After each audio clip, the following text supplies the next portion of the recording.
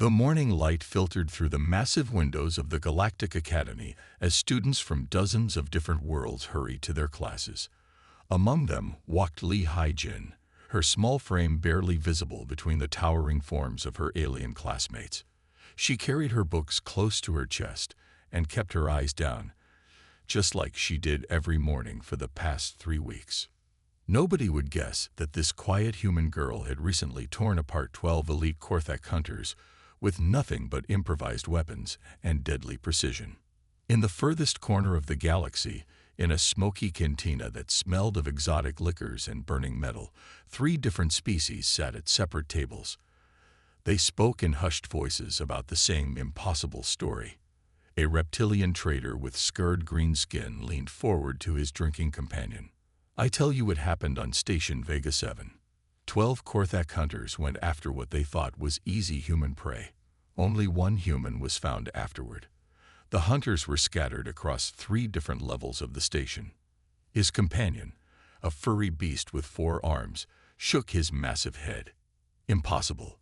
Humans are weak. They'd break easily." "That is what everyone thought," the reptilian whispered. "Until now." At another table, a group of insectoid traders buzzed quietly among themselves. Their translator devices crackled as they shared the same unbelievable tale. The story had spread like wildfire through the underground networks. A ghost hunter, a human female, small and quiet, more dangerous than an entire war fleet. Most dismissed it as fiction. Humans were known across the galaxy for being soft, emotional, and physically weak. They were good for manual labor and simple tasks, but they were not predators. They were certainly not hunters. Back at the academy, Haijin slipped into her xenobiology classroom just as the morning bell chimed. She took her usual seat in the back corner where she could see the entire room. Her movements were fluid and silent, like water flowing around stones.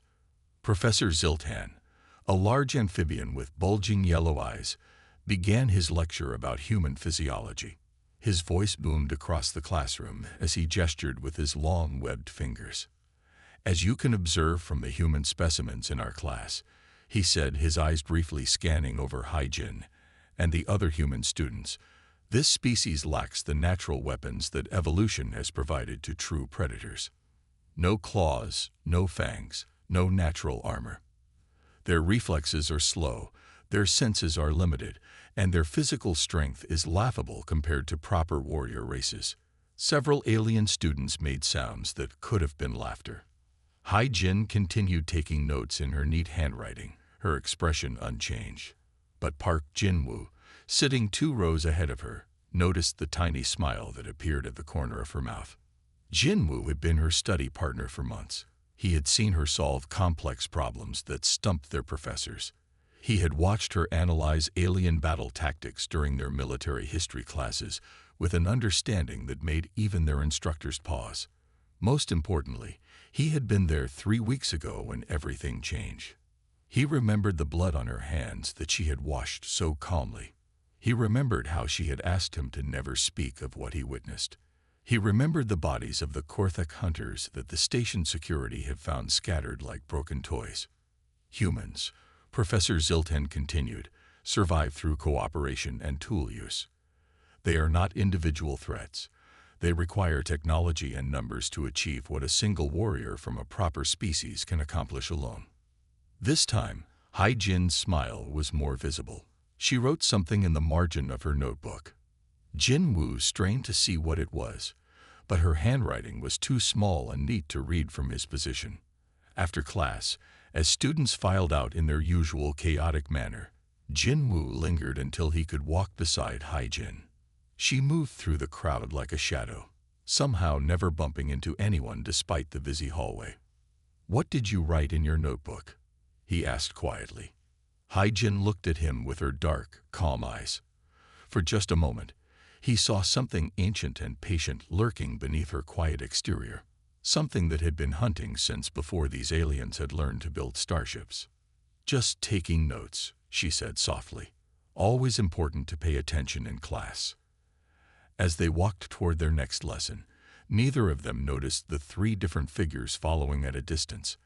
Bounty hunters from across the galaxy had begun to arrive at the academy. Each one carried the same impossible story about a human female who hunted predators. The revelation was spreading, and the hunt was about to begin. Commander Vextol stood before the massive viewing screen in his war room, his serpentine body coiled with barely controlled anger. The holographic report floated before him, displaying images of the destroyed Korthak hunting party. His scaled hands clenched into fists as he read the impossible details. 12 elite hunters, he hissed to his aide, a smaller reptilian who trembled at his commander's tone. 12 of the galaxy's most feared predators, killed by a single human female. This insults everything we know about the natural order. The aide nervously shuffled the data tablets. Sir, perhaps the reports are exaggerated. You know how stories grow in the telling. Vextol's yellow eyes burned with cold fire. No, I have seen the station security footage. I have read the forensic reports. This happened exactly as described. He turned away from the screen, his long tail whipping behind him. Find this human. I will not allow our reputation to be destroyed by some impossible tale about prey becoming predator.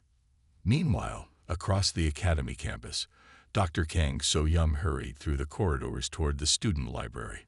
She was a small woman with kind eyes and graying hair, one of the few human professors at the Galactic Institution. Her xenobiology research had earned respect among many alien species, but lately she felt watched wherever she went. She found Hai-Jin sitting at her usual table in the library's quietest corner, surrounded by books about alien anatomy and behavioral patterns. The girl looked up with her characteristic gentle smile as Dr. Kang approached. Hai-Jin, may I sit with you for a moment? The professor asked, glancing around nervously. Of course, Dr. Kang, Hai-Jin replied, closing her book and giving the older woman her full attention. Is everything all right? You seem worried. Dr. Kang sat down and leaned forward, speaking in a low voice. I am worried. There has been increased attention on our human students lately.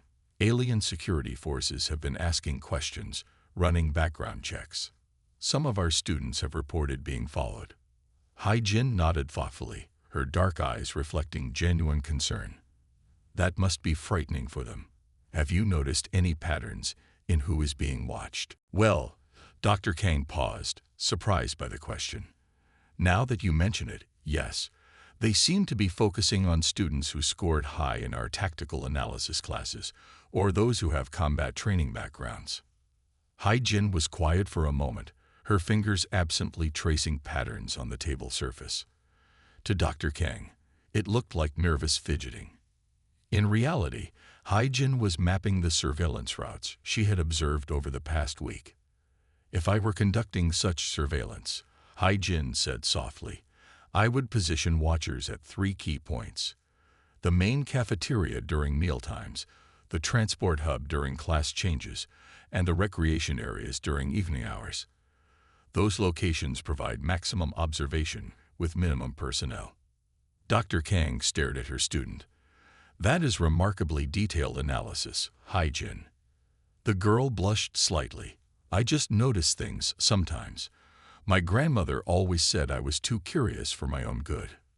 What Dr. Kang did not know was that Hai-Jin had already identified 17 different surveillance teams, memorized their shift patterns, and discovered their communication frequencies. She had done this while appearing to study quietly in the library each day.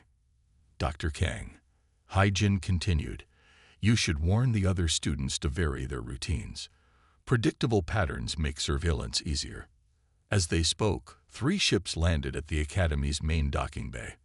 The first carried a pack of Fenrari, wolf-like aliens with silver fur and glowing green eyes. They moved in coordinated groups and communicated through subtle growls and body language. The pack leader, a massive creature named Grimfang, studied a holographic image of human students as his ship powered down. The ghost hunter hides among these soft creatures, he growled to his packmates. We will flush her out by hunting her kind. When she comes to protect them, we will be ready. The second ship belonged to a group of insectoid bounty hunters, their chittering voices filled with excitement about the massive reward being offered for the mysterious human female. The third ship carried mercenaries from the Void Syndicate, criminals who had never failed to capture their targets. Back in the library, Hai Jin continued her quiet conversation with Dr. Kang, offering gentle advice about students' safety while internally calculating how many threats were now converging on the academy. Her expression remained calm and innocent, but her mind was already 3 steps ahead, planning for the inevitable confrontation. "Thank you for your concern, Dr. Kang," she said warmly. "I am sure everything will work out fine. Sometimes problems solve themselves." As the professor left, feeling oddly reassured by her students' calm confidence, Hai Jin returned to her books. To any observer, she appeared to be studying alien biology. In truth, she was reviewing the weaknesses and hunting patterns of every species that might come for her. The hunt had begun, but the hunters did not yet realize they had become the prey. The Academy's training maze was designed to test students in simulated combat situations. High metal walls formed a complex network of passages and dead ends, while holographic projectors created obstacles and distractions. Today, the human students were practicing basic tactical movement as part of their survival training course. Kim Taho crouched behind a barrier, breathing heavily as he tried to spot his teammates. The exercise was supposed to be simple navigation, but something felt wrong. The usual sounds of other students moving through the maze had stopped. An unnatural silence filled the metallic corridors. "Jinwoo," he whispered into his communicator. "Do you hear that?" Park Jinwoo's voice crackled back through the device. "Hear what?" "I don't hear anything. That's the problem." 3 other human students had joined them for this exercise. They were all good students, but none of them had military training. They were supposed to be safe in the Academy's controlled environment. The maze's safety systems would prevent any real danger. Or so they thought. Grimfang and his pack of 6 Fenrari had disabled the safety systems 20 minutes ago. They moved through the maze like liquid shadows, their silver fur helping them blend with the metal walls. Their glowing green eyes tracked every human scent, every frightened heartbeat. "The soft ones are scattered," Grimfang growled quietly to his packmates. "We will drive them to the center section. When they are trapped together, we will see how brave humans truly are." The pack began their hunt. They made just enough noise to push the human students toward the maze's central area, herding them like sheep toward slaughter. The humans, sensing danger but unable to identify it, instinctively moved toward each other for safety. Within minutes, all 5 human students found themselves pressed together in a circular chamber at the maze's heart. The walls around them were too high to climb, and there were only 3 narrow passages leading out. As they tried to decide which exit to take, shadows began moving in all 3 doorways. The Fenrari emerged slowly, savoring the moment. Their lips pulled back to reveal rows of sharp teeth. Their claws scraped against the metal floor with deliberate menace. Well, Grimfang chuckled, his voice a deep rumble. 5 little humans, all alone. No weapons, no escape routes. This will be easier than hunting younglings. Tai-Ho grabbed Jinwoo's arm. "The ghost hunter stories," he whispered urgently. "They said a human female killed the Korthak hunters." "Stories," spat one of the Fenrari who overheard. "Fairy tales to make weak species feel better about themselves." Just then, footsteps echoed from the 4th passage, one that had been hidden behind a holographic wall. Everyone turned to look as a small figure emerged from the shadows. Li Haijin walked calmly into the chamber, carrying a thermos of hot tea in one hand and her study tablet in the other. She wore her usual simple clothes and had her backpack slung over one shoulder. She looked like she had simply taken a wrong turn while looking for a quiet place to study. Grimfang stared at her for a moment, then threw back his head and howled with laughter. A small human female. Oh, this is perfect. The universe has delivered us a gift. Hai Jin looked around the chamber with mild curiosity, taking in the trapped students and the surrounding predators. She sighed softly, the sound barely audible over the Fenrir's threatening growls. "I was hoping to find a quiet spot to review my notes," she said in her gentle voice. "But I suppose that will have to wait." She set her thermos down carefully on a small ledge and opened her tablet. To the amazed observers, it looked like she was checking her class schedule. In reality, she was accessing the maze's structural blueprints and calculating angles, distances, and material stress points.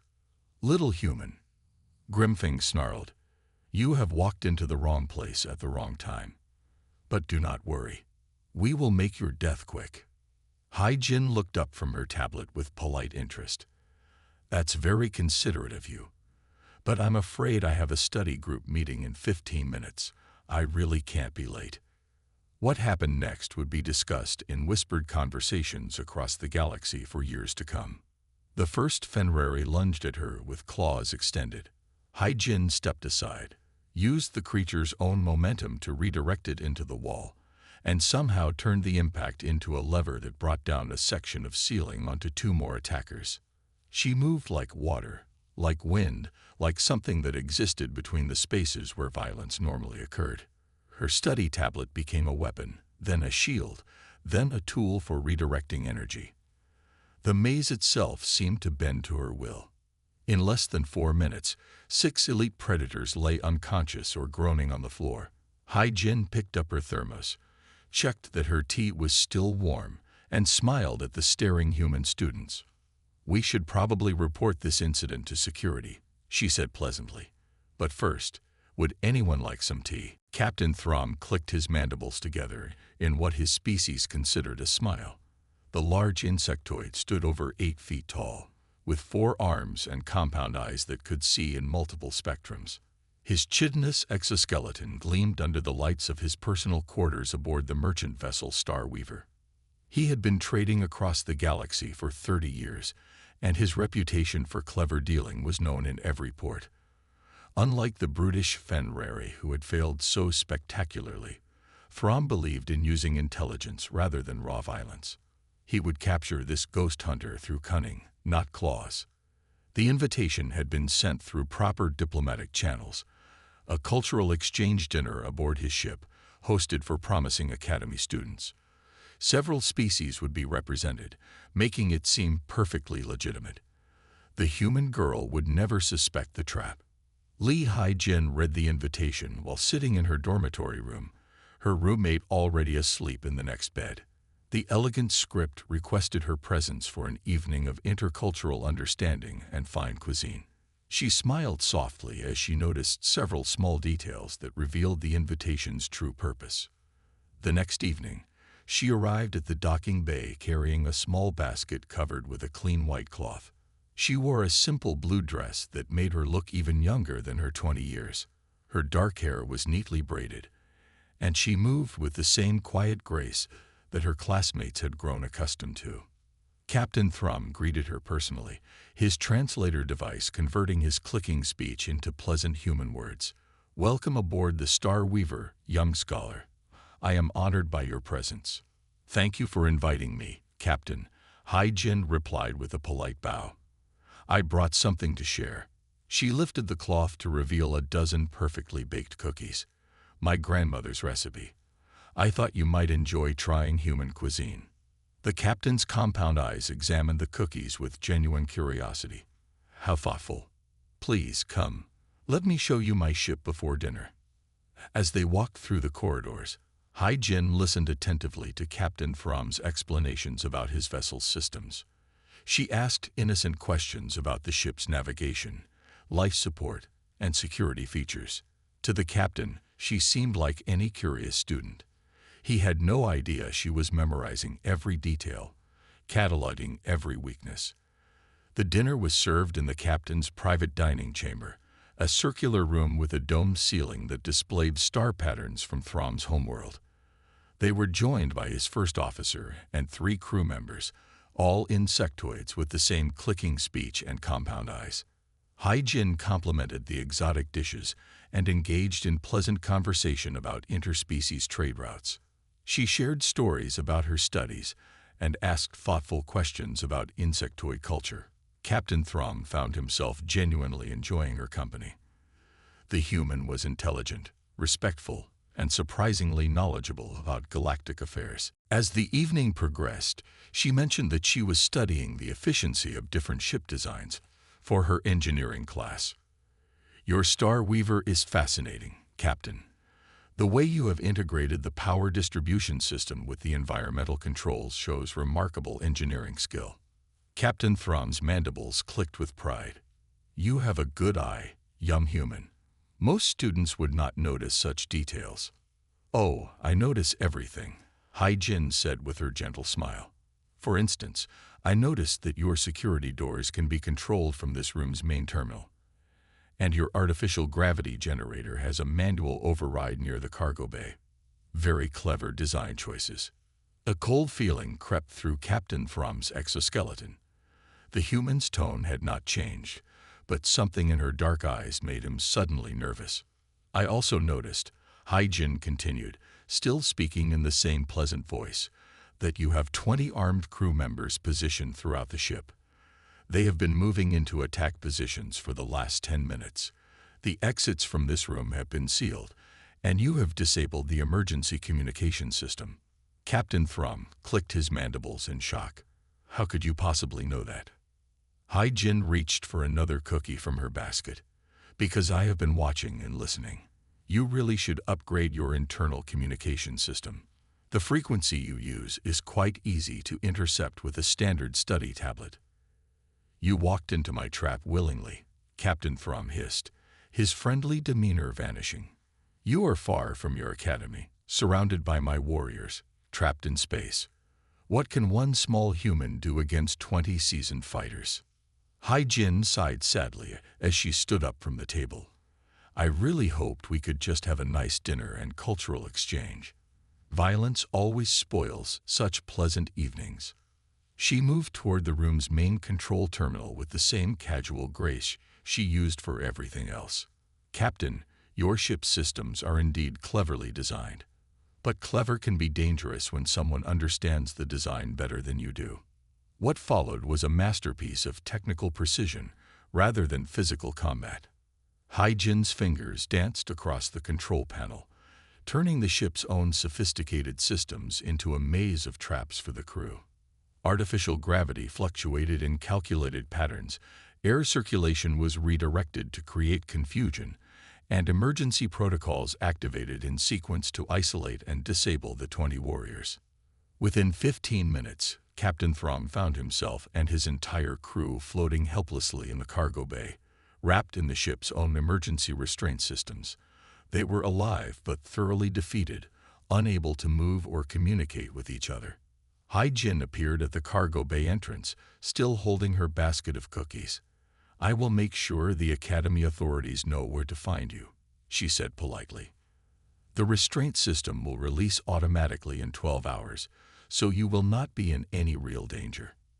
She paused at the doorway and looked back. "Thank you for dinner, Captain. It was quite educational." By the time she returned to the academy, her study group was just beginning their evening session. She took her usual seat and opened her textbooks as if nothing unusual had happened. "Sorry I am a little late," she said to her surprised classmates. "I had dinner with someone from off-campus.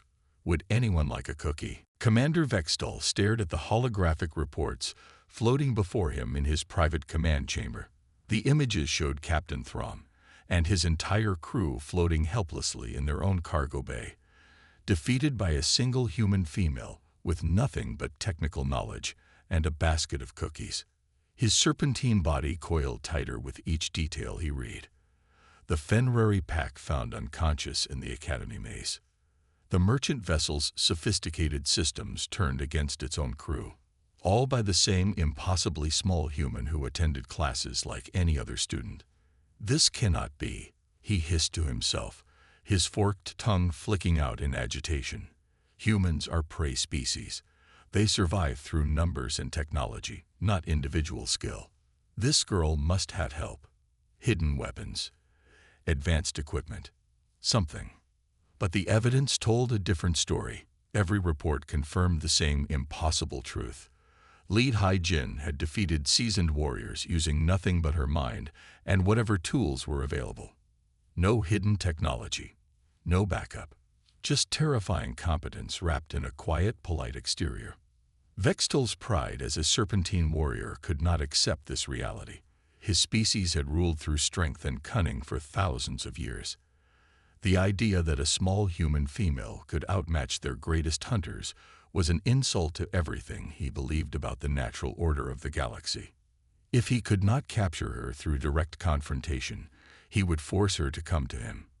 He would make her reveal herself by threatening what humans valued most: their emotional attachments to each other. The campaign began subtly. Kim Tae-ho was accused of stealing rare materials from the chemistry laboratory. Security footage appeared to show him taking restricted compounds, though the images were clearly fabricated. Jin-woo found himself facing academic misconduct charges for allegedly cheating on examinations that he had completed perfectly honestly. Dr. Kang So-young received anonymous messages threatening her research funding and suggesting that her pro-human bias was being investigated by academy authorities. Other human students reported being followed, questioned, and harassed by campus security forces that seemed to have unlimited authority. Through it all, Li Hai-jin maintained her quiet routine. She attended classes, took careful notes, and spoke softly to her professors and classmates. To any observer, she seemed like a dedicated student who was perhaps studying a bit harder than usual. During their xenobiology class, she raised her hand to ask Professor Zilthan about serpentine military hierarchy. "I am writing a paper on command structures across different species," she explained with her usual gentle smile. "Could you tell me how serpentine forces organize their supply chains?" The professor, flattered by her apparent interest in his expertise, spent 20 minutes explaining the intricate details of serpentine logistics. Hai-jin took careful notes, asking thoughtful follow-up questions that prompted even more detailed explanations. In their military history class, she inquired about famous serpentine commanders and their tactical preferences. "I find it fascinating how different species approach strategic thinking," she said to the instructor. "For instance, do serpentine leaders typically prefer direct assault or psychological warfare?" Her classmates assumed she was working on some complex research project.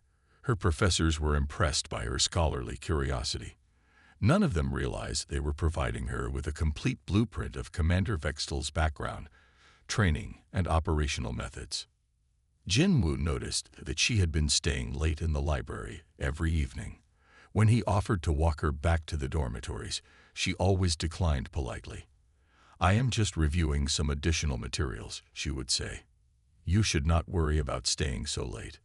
What she was actually doing was cross-referencing everything she had learned about serpentine psychology with detailed analyses of Vextol's previous military campaigns. She studied his personnel files, his tactical preferences, and his psychological profile. She identified his supply routes, his communication protocols, and the locations of his forward operating bases. Most importantly, she discovered his greatest weakness. Like many predator species, serpentines were driven by pride and the need to prove dominance. Vextol was not just hunting her for bounty or orders.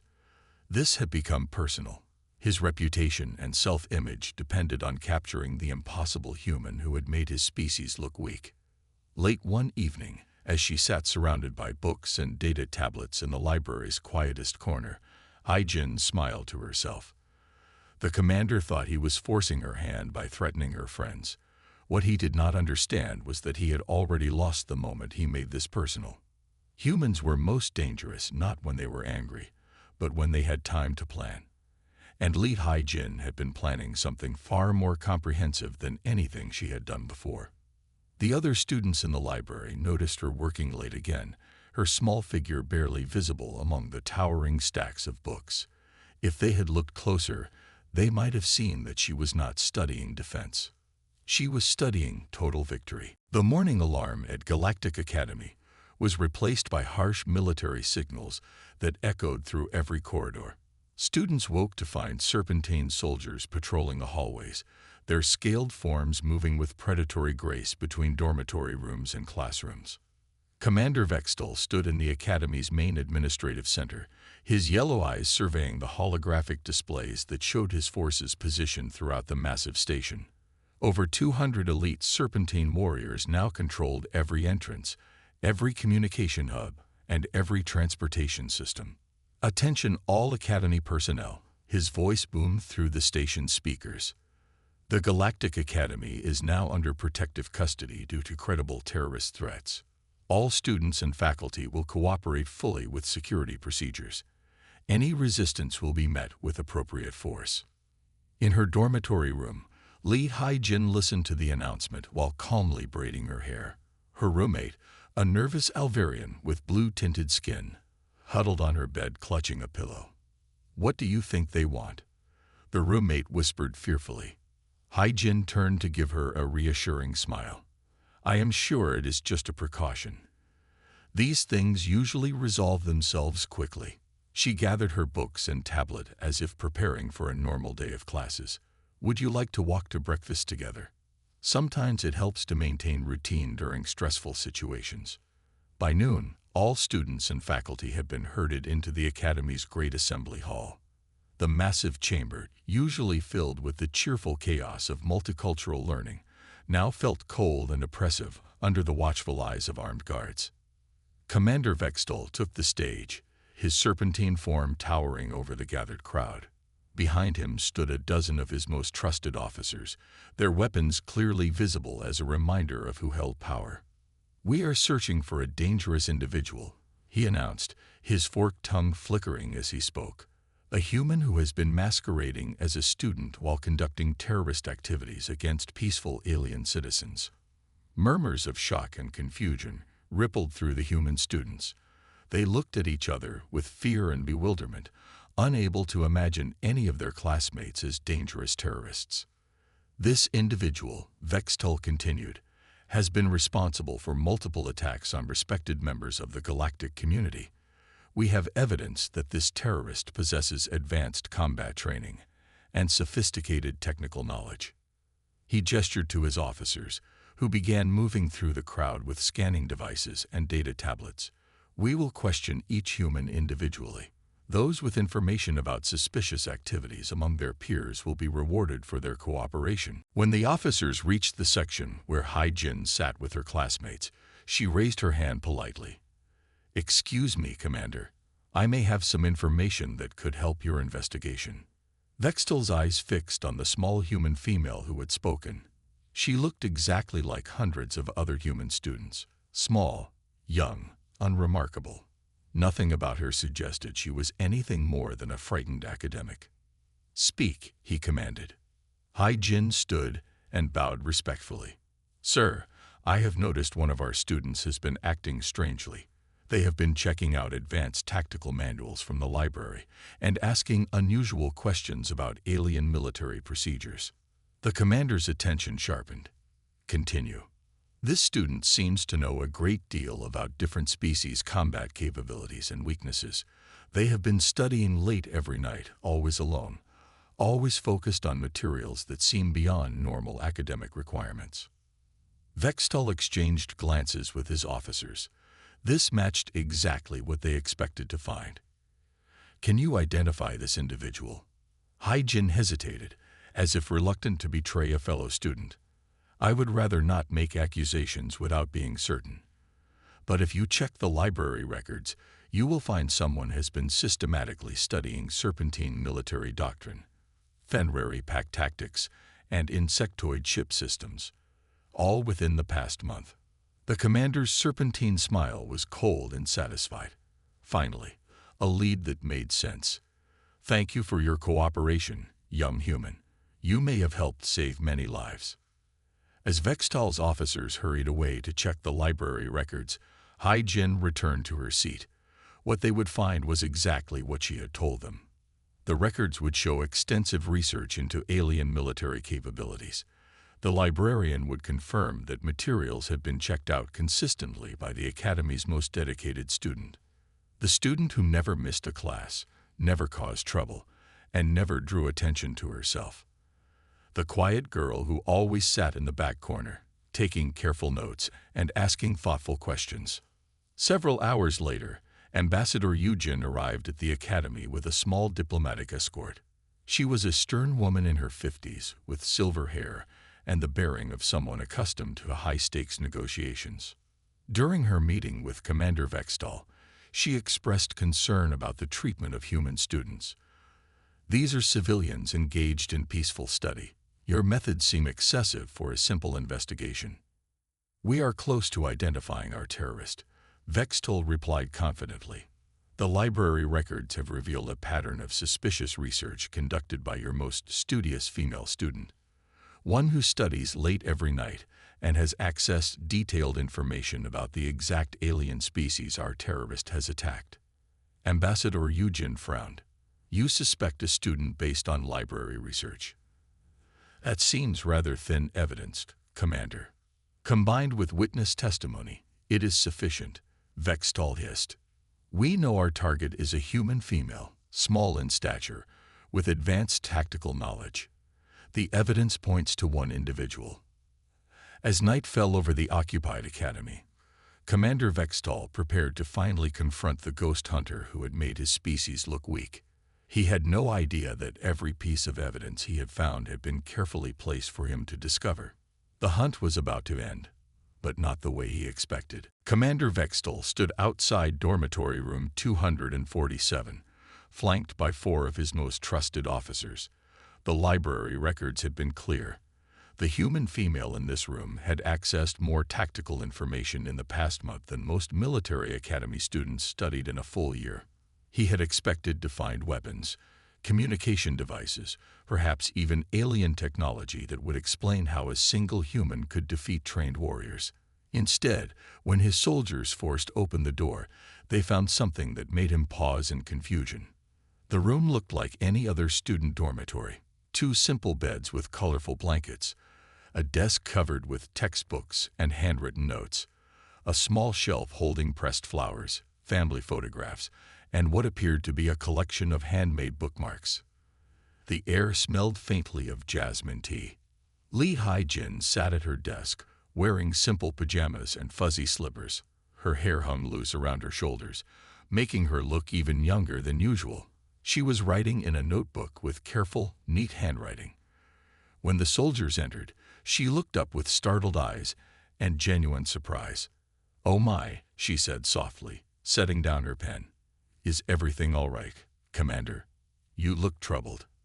Vextol slithered into the room, his yellow eyes scanning every surface for hidden weapons or advanced technology. His officers began searching through drawers and closets, looking for anything that might explain the impossible reports they had received. "We need to talk," he said, his voice carrying the authority of someone accustomed to being feared. Hai-jin nodded politely and gestured to her desk chair. "Of course. Would you like some tea? I was just having a cup before bed." She indicated a small electric kettle and a delicate ceramic teapot sitting on her nightstand. The commander ignored her offer and moved closer to examine what she had been writing. The notebook contained what appeared to be a letter written in neat Korean characters, with English translation notes in the margins. "What are you writing?" he demanded. "A letter to my grandmother," Hai-jin replied with a gentle smile. "I try to write to her every week to tell her about my studies. She worries about me being so far from home." Vextol's officers continued their search, pulling apart textbooks and examining personal belongings.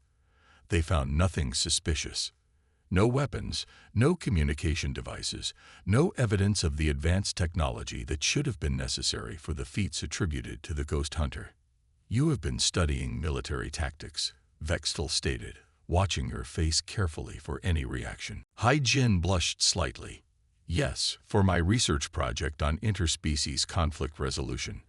I thought it would be important to understand how different cultures approach warfare in order to better promote peace." She reached for a folder on her desk and offered it to him. "Would you like to see my notes?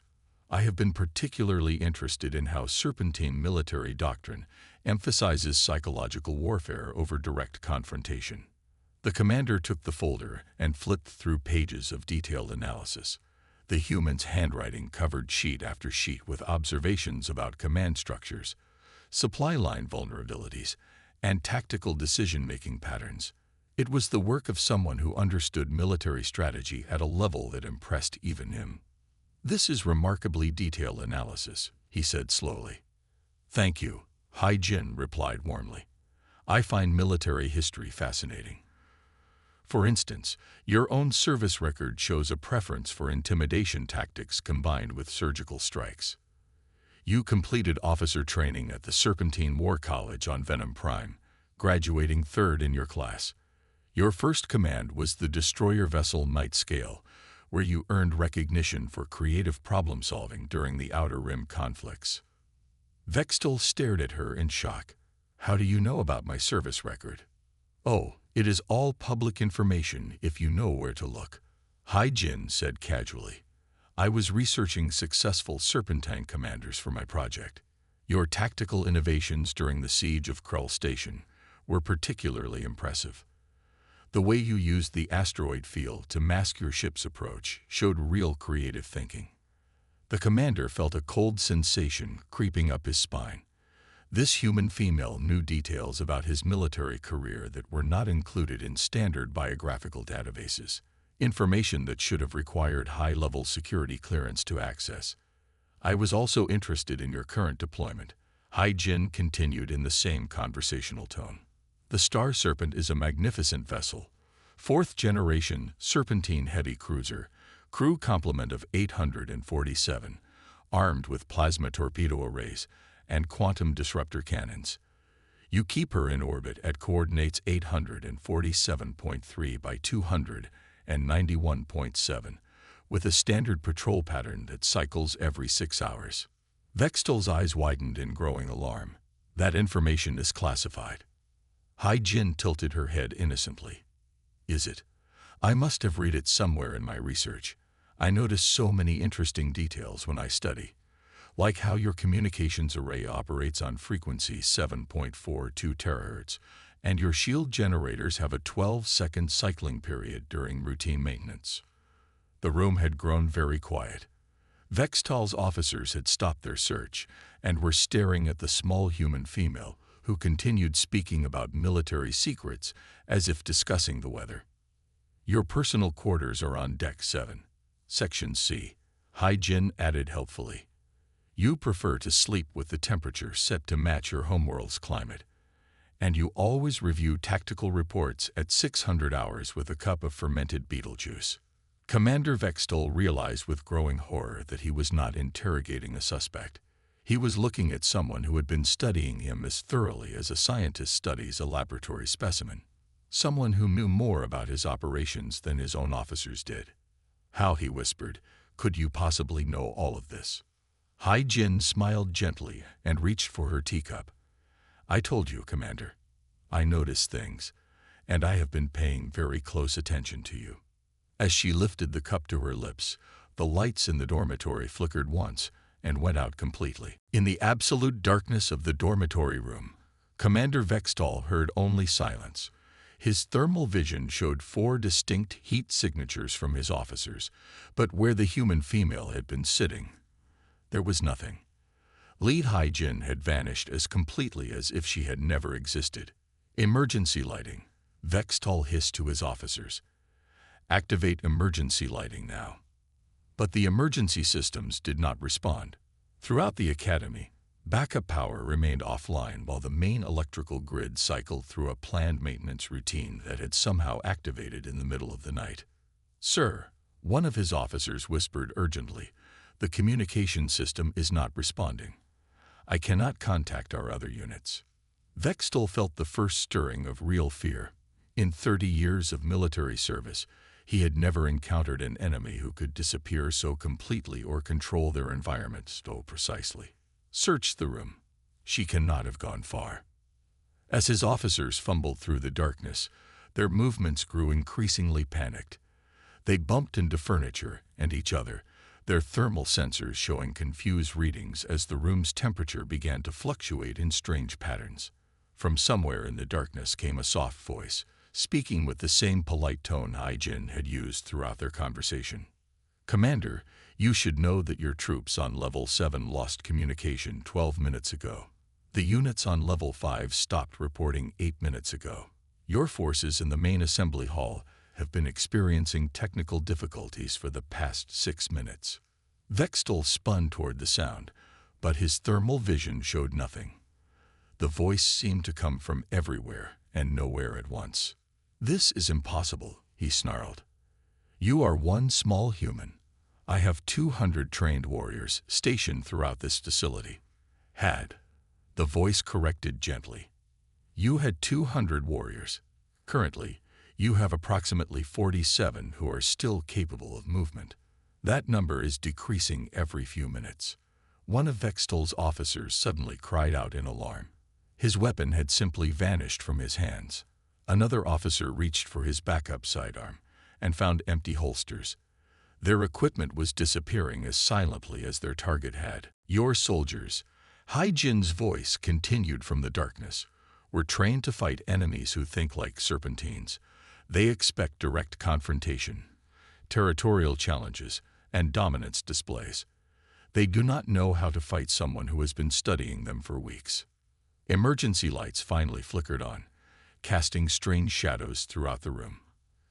Commander Vextol could see his officers, but the human was still nowhere to be found. The room looked exactly as it had before, except now their weapons were gone, and the air vents were sealed shut. "Every strength your species possesses," the voice explained patiently, "becomes a weakness when someone understands it completely. Serpentines have excellent thermal vision, so I adjusted the environmental systems to create thermal camouflage. Your hearing is sensitive to low frequencies, so the Academy's sound dampening system is now operating at precisely the right levels to mask my movement." Vextol realized with growing horror that the Academy itself had become a weapon directed against his forces. Systems he had thought were under his control were being used with surgical precision to isolate and defeat his warriors. "Your psychological profile," Hai-Jin continued, "indicates that serpentines become increasingly aggressive when faced with prey that does not behave according to expected patterns. This makes your decision-making predictable. I have been guiding your choices since the moment you decided to occupy the Academy." Through the room's communication panel, Vextol could hear scattered reports from his remaining troops. Voices filled with confusion and fear as they described impossible events. Soldiers found themselves trapped in rooms they had thought were secure. Weapon systems turned against their operators. Environmental controls created perfect hunting conditions for an enemy they could not see or track. "Sir," one of his officers whispered in terror, "the reports are saying our troops are being found unconscious but unharmed. Whatever is doing this does not want to kill us." "I do not enjoy unnecessary violence," Hai-Jin's voice agreed, "but I will do whatever is required to protect my friends and classmates. You made this necessary when you chose to threaten innocent people." The lights flickered again, and when they stabilized, Vextol saw that 2 of his officers had vanished. The remaining 2 pressed their backs against the wall, their eyes wide with panic. "Commander," the voice said softly, "your ship in orbit received new navigational instructions 17 minutes ago. Instructions that appeared to come from your personal command codes. The Star Serpent is currently moving away from the Academy at maximum speed, following a course that will take it directly into the patrol route of a Federation peacekeeping fleet." Vextol felt his carefully planned operation crumbling around him. Every advantage he had possessed was being systematically removed by someone who understood his capabilities better than he understood them himself. "How?" he whispered into the darkness. "How is this possible?" "Because," came the gentle reply, "you never understood what you were hunting. You thought the ghost hunter was dangerous because she was violent. You were wrong. She is dangerous because she learns." The last of the lights went out, and Commander Vextol found himself alone in the darkness with the most terrifying predator he had ever encountered. Dawn broke over the Galactic Academy as emergency lights gradually returned to normal operation. Commander Vextol found himself sitting alone in the dormitory room where his hunt had ended. His remaining officers had vanished sometime during the night, leaving him with nothing but silence and the growing realization of his complete defeat. The door opened quietly, and Lee Hai-jin entered carrying a small tray with 2 cups of steaming tea. She wore her usual simple clothes and moved with the same gentle grace that had fooled him so completely. Her dark eyes showed no triumph, no anger, only the patient kindness she had displayed throughout their encounter. "Good morning, Commander," she said softly, setting the tray on her desk. "I thought you might like some tea. It has been a very long night for you." Vextol stared at her in wonder and terror. This small human female had systematically dismantled his entire military operation without raising her voice or showing the slightest aggression. She had turned his own advantages against him with surgical precision, leaving him helpless while never once threatening his life. "My forces," he whispered hoarsely, "all alive and unharmed," Hai-jin assured him, pouring tea into both cups. "They are currently secured in various locations throughout the academy. Most of them are sleeping quite peacefully. Your medical officer will find them all within the hour." She handed him one of the cups, her movements calm and unthreatening. "I used pressure points and mild sedatives from the medical bay. No one will suffer permanent harm from this experience." Vextol accepted the tea with trembling hands. "You could have killed us all. Why did you not?" Hai-jin settled into her desk chair, cradling her own cup between her small hands. "Because killing was not necessary to protect my friends and classmates. Violence should always be the last option, not the first." "But you are capable of killing," the commander said, remembering the reports of the Korthik hunters and the other failed attempts to capture her. "Yes," she acknowledged simply. "When it is necessary, I can be very efficient. But I prefer to solve problems through understanding rather than destruction." Vextol studied her face, searching for some hint of the predator that had hunted his forces through the night. All he saw was a young woman who spoke about tactical warfare with the same gentle tone she used to discuss her studies. "How?" he asked desperately. "How did you learn all of this? Humans are not warrior species. You have no natural weapons, no enhanced senses, no physical advantages." Hai-jin smiled over her teacup. "That is exactly why we are dangerous, Commander. We do not rely on what nature gave us. We observe, we learn, we adapt. Every species in the galaxy has strengths that can become weaknesses if someone understands them well enough." She gestured toward her bookshelf, filled with texts on alien biology, psychology, and military doctrine. "I have been studying different species since I arrived at the academy, not because I planned to fight them, but because I wanted to understand them. Knowledge is the most powerful weapon humans possess." "Your people," Vextol said slowly, "they do not hunt for sport or dominance." "We hunt when we must," Hai-jin replied. "When our families are threatened, when our friends are in danger, when innocent people need protection. But we hunt with purpose, not for pleasure. We end conflict sufficiently so that peace can return quickly." Through the room's window, they could see other students beginning to emerge from their dormitories. Jin-woo and Tae-ho were among them, looking around with confusion at the serpentine soldiers who lay unconscious in the hallways. "Your friends will have questions," Vextol observed. "They will be told that a terrorist threat was resolved through diplomatic negotiation." Hai-jin said calmly, "Ambassador Yoo-jin will receive full credit for protecting the students and restoring order. There is no need for anyone to know what really happened here." As if summoned by her words, the sound of approaching ships filled the air. Federation peacekeeping vessels and Academy security forces were arriving to handle the aftermath of the incident. Hai-jin stood and smoothed her clothes, preparing to return to her normal routine. "Commander, you will tell your superiors that the ghost hunter was never found, that your intelligence was incorrect, and no such individual exists among the human students." "And if I refuse?" Vextol asked, though he already knew the answer. "Then you will discover that last night was only a small demonstration of what humans can accomplish when properly motivated," she said with her characteristic gentle smile. "I would prefer not to make that necessary." The door opened, and Jin-woo peered inside. "Hai-jin, are you all right? We heard there was some kind of emergency." "Everything is fine now," she assured him, gathering her books for morning classes. Just a misunderstanding that has been resolved. As Federation security officers entered to escort Commander Vextol away, he looked back at the quiet human female who had taught him the most terrifying lesson of his military career. She was already seated at her desk, taking notes in preparation for her xenobiology class. To anyone watching, she appeared to be exactly what she had always seemed. A dedicated student who preferred studying to socializing, reading to recreation, and quiet observation to loud demonstration. Later that morning, during Professor Zilton's lecture about human limitations, a new student raised her hand to ask about the day's lesson. "Professor," she said politely, "I have heard that humans can be quite dangerous under certain circumstances. Is this true?" The professor dismissed the question with a wave of his webbed hand. "Nonsense. Humans are peaceful creatures who avoid conflict whenever possible. They are certainly not a threat to properly trained warriors."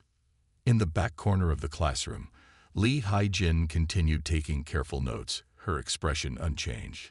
But Jinwoo, sitting nearby, noticed the tiny smile that appeared at the corner of her mouth. He had learned to recognize that smile. It meant his quiet classmate was thinking about something that would probably terrify the rest of the galaxy if they ever truly understood what humans were capable of when they decided to stop being peaceful. The lesson was over, but the learning never stopped.